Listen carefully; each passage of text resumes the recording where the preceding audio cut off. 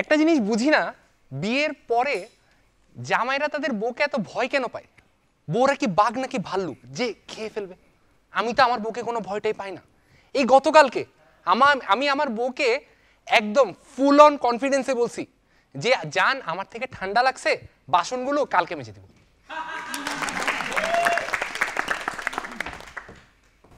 নিজের বউয়ের নামে লোকজনের কাছে নিন্দে করছো, লজ্জা লাগছে না? আগে কি বলছিলা বিয়ের আগে?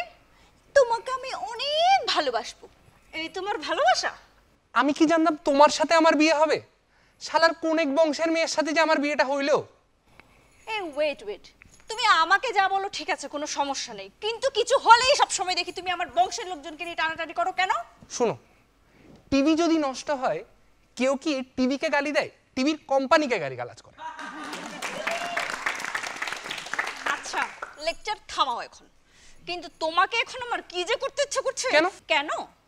তুমি জেনির সাথে হাত ধরে সমুদ্রের পাড়ে হাঁটতেছিলা। কোন জেনি? আর আমার স্বপ্নে। ওটা তো স্বপ্ন, ওটার জন্য আমার সাথে ঝগড়া করতেছো কেন তুমি? আর এইটাকে দিয়েই তো সমস্যা, তুমি আমার স্বপ্নে এই অবস্থা করো, না জানি তোমার নিজের স্বপ্নে কি কি করো।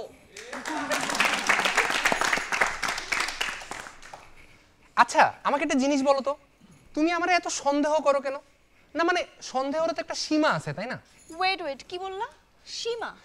বাই দ্য ওয়ে, সীমাটাকে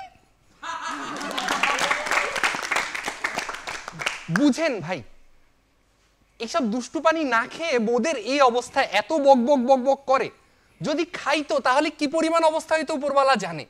আপনারা কি একটা জিনিস জানেন যে এই যে বউরা জামাইদেরকে এসব দুষ্টু পানি খাইতে কেন মানা করে? কারণ এসব খাইলে জামাইরা ইঁদুর থেকে বাঘ হয়ে যায়, বউদেরকে আর ভয়টাই পায় না। আচ্ছা এই যে আমার জন্য খানা দানা আনছো নাকি তুমি? একদম ঠিক ধরেছো, এখানে আমার জুতা, তোমার প্রিয় খাবার। এই যে ব্যবহার দেখছেন? একটা কথা বলি, ভালো মানুষের কথা শুনেন, বিয়ে শাদী কইরেন না, আর যদি করেনও দুইটা কইরেন। কারণ একটা বিয়ে করলে আমাদের মতো ঝগড়া হবে, দুইটা বিয়ে করলে সতীনে সতীনে ঝগড়া করবে, আপনি বেঁচে যাবেন। আমি অশান্তি করি? আমি অশান্তি করি? আমি সংসারে কোনো কাজ করি না, তুমি এটা বলতে চাও? অবশ্যই করো, অবশ্যই করো। এই যে বউয়ের রান্না বান্না নিয়ে কখনো কোনো নিন্দা করবেন না, কারণ বউরা নিজের মোবাইল সাইড করে রেখে তারপর রান্না বান্না করে। কি পরিমাণ ত্যাগ স্বীকার করতে হয় তাদের বুঝেন?